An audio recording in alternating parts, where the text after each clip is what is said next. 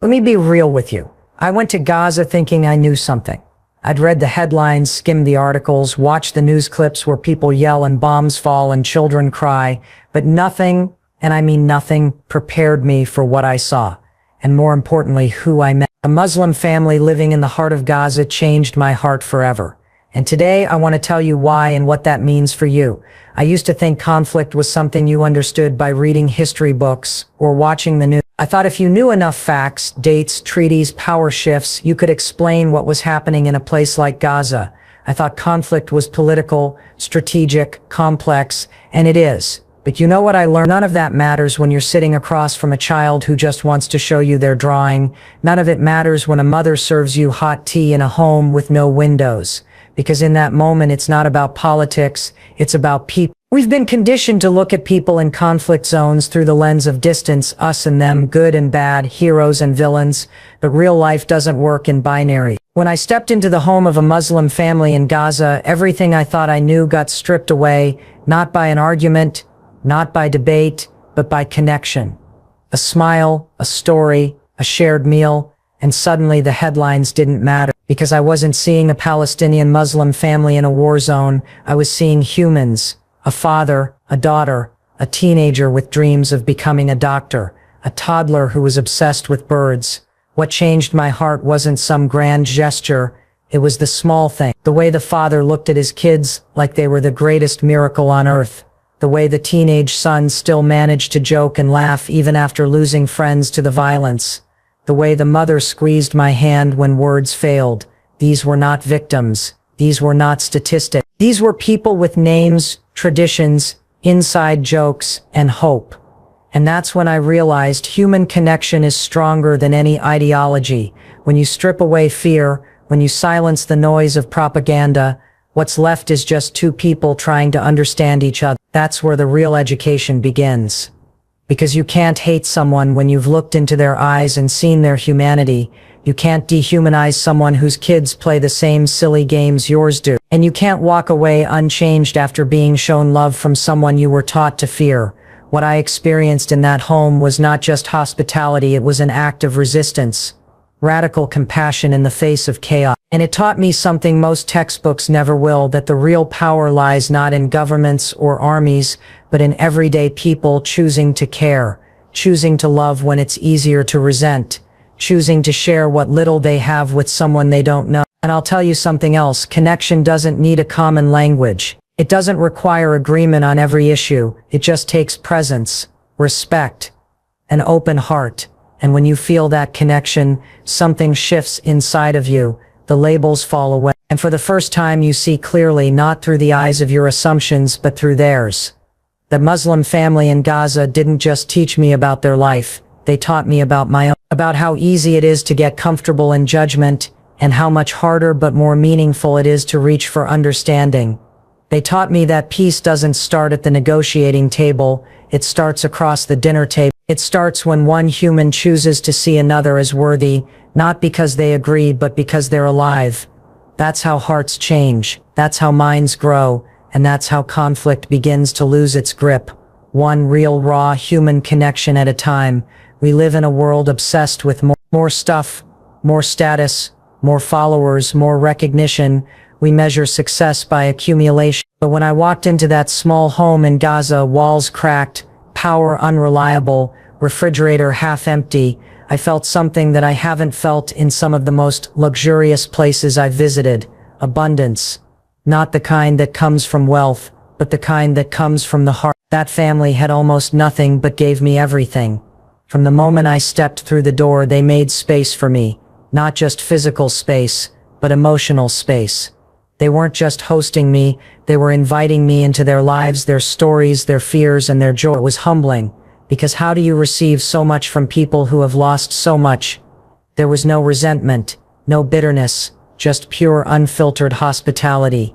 The kind that isn't performative, the kind that's not looking for recognition or praise. They were generous because that's who they were, because faith, culture, and experience had taught them that in the absence of material things, human dignity must still be upheld. They served me food they likely could have stretched for 2 more meals. The mother insisted I take the larger portion, smiling as if it brought her joy to give. The father poured tea like it was a sacred ritual. The kids pulled me into their world with drawings and games, eager to share the joy they could still muster in the middle of a war zone. And I sat there wondering, how do people with so little still find the energy to give so much? That's when it hit me. We've got it backwards. We think we need to have a full cup to pour into others, but they were pouring from an almost empty cup and still managing to quench my soul. And they weren't doing it for validation. They weren't trying to impress. They were simply being themselves, grounded in compassion, fueled by faith, anchored in a collective sense of responsibility. I realized I had walked into their home as a guest, but they had treated me like family. Not because I earned it, not because I believed what they believed, but because I was human, and that was enough. In their culture and in their hearts, dignity isn't earned by status, it's assumed by default. That belief shook something inside me. In my world, people gatekeep kindness. We evaluate others' worthiness based on our own comfort, our own biases, our own judgments. But in that house, kindness was unconditional. They didn't care where I was from, what religion I followed, or what I believed politically. What mattered was that I had come in peace, and that was enough to be met with open arms and open hearts. That day I learned something I'll never forget. It's not about what you have, it's about who you are. That family in Gaza may have lacked resources, but they were overflowing with character. They had built their lives on principles of service, humility, faith, and love. They didn't see giving as a burden, they saw it as their purpose, and that mindset, that fierce commitment to humanity in the face of hardship, was more powerful than any speech, any headline, any aid package. They didn't teach me by preaching, they taught me by being, by living in a way that made me reflect on my own life, my own habits, my own assumptions about generosity and success. And when I left their home, I didn't just carry memories, I carried a mirror that asked me, and now I ask you, when was the last time you gave freely? Not because you had extra, but because someone else had less. When was the last time you let love lead, instead of fear or pride? Because that's what I saw in them, and that's what changed me forever. We all talk about resilience like it's a mindset, a way of thinking, a kind of internal pep talk. You got this, stay strong, keep going. But when I spent time with that Muslim family in Gaza, I saw a kind of resilience that didn't come from a motivational quote. It came from something deeper, it came from faith. Now I'm not talking about faith in the abstract. I'm not talking about a set of religious rules or ritual. I'm talking about a living, breathing relationship with something higher, a connection to God that is so constant, so central, it becomes the anchor in every storm. That's what I saw in them, not just belief, but belief that sustains. Here's what you need to understand. Their world is unpredictable. The electricity isn't guaranteed, water isn't guaranteed, safety isn't guaranteed, and yet there is a rhythm to their life that is unshakable. It's built around prayer, around gratitude, around surrendering to something greater, not out of weakness, but out of strength. 5 times a day, no matter what was going on outside, the noise, the fear, the uncertainty, the family paused and prayed. You want to talk about discipline? That's emotional structure in the middle of chaos. And I watched it happen. I watched a mother kneel in prayer right after hearing news about a nearby strike. I watched a father whisper thanks to God before breaking a meal of bread and Lent. I watched a child memorize verses from the Qur'an by candlelight, smiling like the words were treasures. And in those moments, I saw that their faith wasn't a crutch. It was a foundation. It wasn't there to escape reality. It was there to endure. Islam wasn't just something they practiced. It was something that practiced them, shaped them, gave them tools to cope, to persevere, to forgive, to breathe. We in the West often talk about emotional regulation, about mindfulness and meditation like they're new discovery. But what I saw in Gaza was generations-old spiritual resilience. Prayer wasn't just prayer, it was regulation, it was reflection, it was a reset.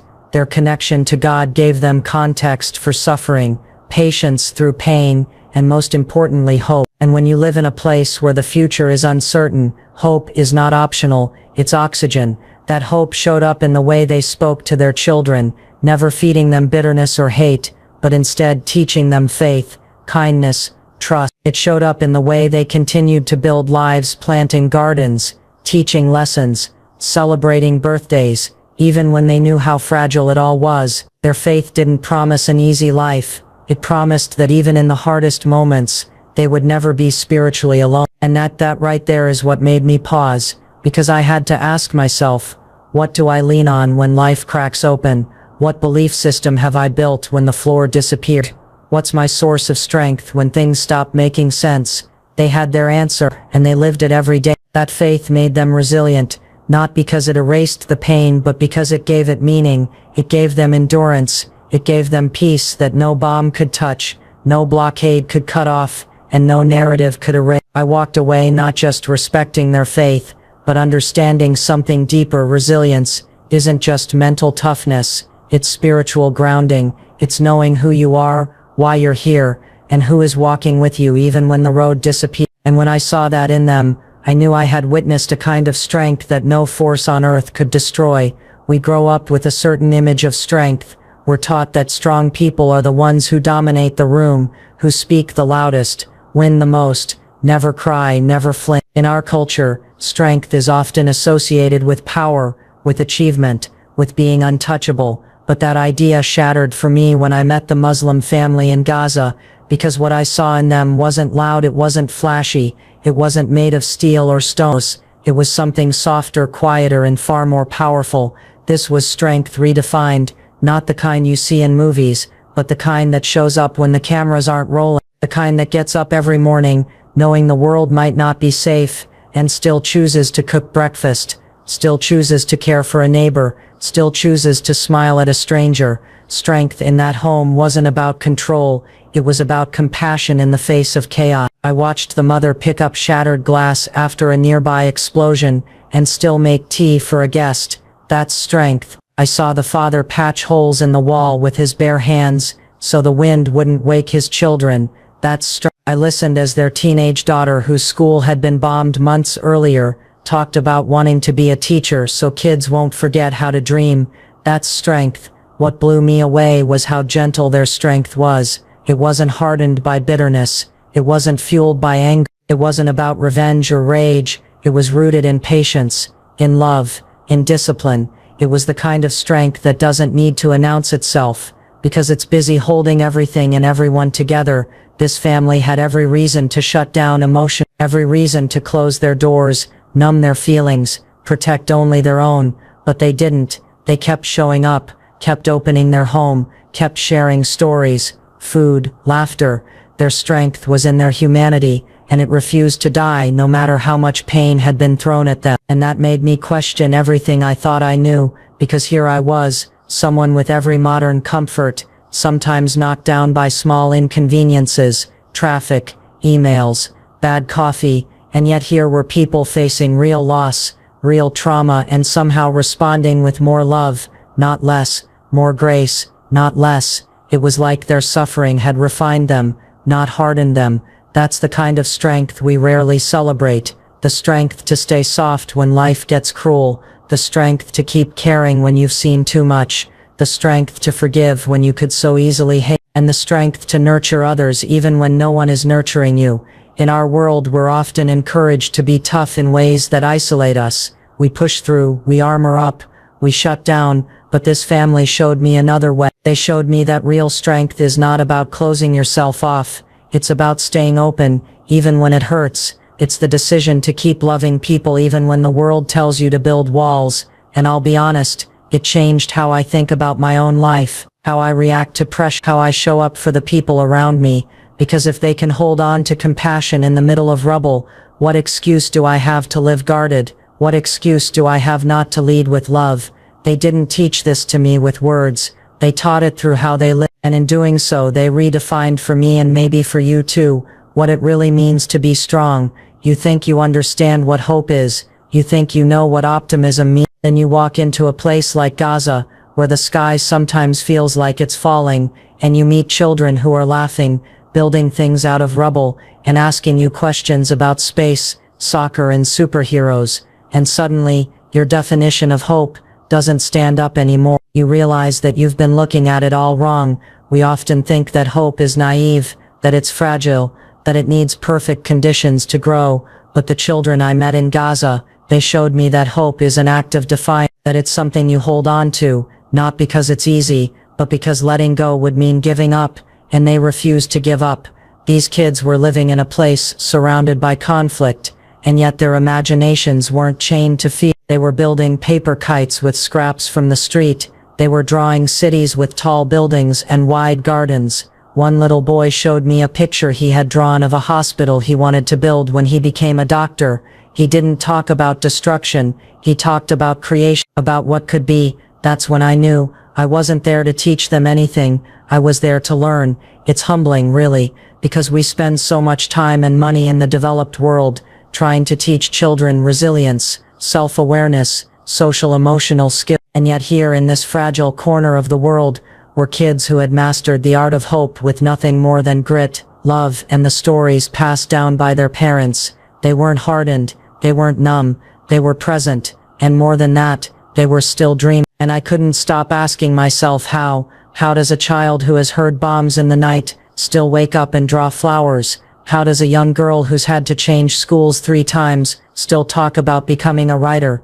The answer wasn't in their circumstances, it was in their mindset, in their community, in the culture of belief that surrounded them, this unshakable conviction that no matter how hard things got, they were not born to break. One of the older boys, maybe 12 or 13, looked me straight in the eyes and said, "We will grow, we will live, we will build." And he didn't say it like he was trying to convince himself. He said it like it was already decided, and that's what real hope looks like. It's not crossing your fingers, it's setting your jaw, planting your feet, and saying, "I am still here." We talk a lot about education, about what it means to teach and be taught, but what these kids taught me didn't come from a textbook. It came from their energy, their humor, their ability to find light in the cracks. They didn't need polished speeches or staged photos. They just needed to be seen, and once I really saw them, not as victims, not as statistics, but as visionaries, I couldn't unsee them. That's what changed me, because if they can hold on to hope, what excuse do we have not to? If they can imagine a better world from the middle of destruction, then surely we can do more to build that world from wherever we are. Hope isn't a luxury, it's a decision, a daily practice, a lens you have to clean again and again until you can see through. Those children reminded me that hope is not the absence of hardship, it's the presence of possibility, and that's a lesson I'll carry for the rest of my life. We spend so much of our lives chasing things, success, status, stability. We make plans, build routines, map out 5-year goals. We obsess over productivity, over what's next, and for what. So often, we confuse a full schedule with a full life. We measure value by numbers, our income, our followers, our possessions. But then you meet a family who has none of those things and somehow feels more alive than most of the people you know, and you realize maybe you've been looking in the wrong direction all along. That's exactly what happened to me in Gaza. I walked into their world with my Western lens, my expectations, my assumptions, and it all unraveled within days. This wasn't just a cultural experience, it was a spiritual wake-up call. Their life wasn't easy, but it was clear. What mattered to them was people, not things, not status, people, relationships, time spent together, faith, dignity. They didn't talk about what they wanted to buy or where they wanted to vacation. They talked about keeping their children safe, about helping a neighbor, about gratitude for waking. I remember sitting on the floor of their small home, listening to the father speak about how during one of the hardest nights of shelling, the family gathered in one room and prayed. They held hands, they sang softly, they reminded each other that fear could not erase, and then they told stories to distract the children until they fell asleep. He looked at me and said, "We don't know if we'll have tomorrow, so we try to live today with meaning." That sentence rewired something in me, because how often do we take today for granted? How often do we spend our energy regretting yesterday, or fearing tomorrow, instead of simply showing up fully present for the people right in front of us? They don't have the luxury of distraction in Gaza. Every moment counts, every smile is a victory, every shared meal is a celebration. And that's when it really hit me. They are not poor, not in the ways that matter. If anything, we are the ones impoverished of connection, of presence, of groundedness. We have endless comforts, but we rush through them. We buy more but enjoy less. We talk a lot but listen very little. In their home I found something rare, alignment between values and actions. They lived what they believed. They didn't preach simplicity, they embodied it. They didn't say family first and then scroll through dinner. They looked each other in the eye. They leaned in when someone spoke. They prioritized being, not just doing.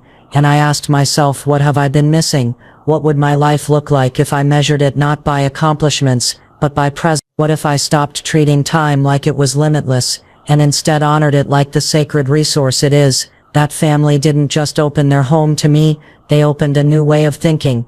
They showed me that a life of purpose isn't about having more, it's about needing less and loving deep, about showing up with your whole heart, even when the world is cracked open around you, about choosing faith, kindness and courage, not when it's convenient, but when it's most difficult. They didn't tell me to change my life, but after witnessing theirs, how could I? And maybe that's what this is all about, not just a story about Gaza, not just a moment of empathy, but a question for you: what are you chasing?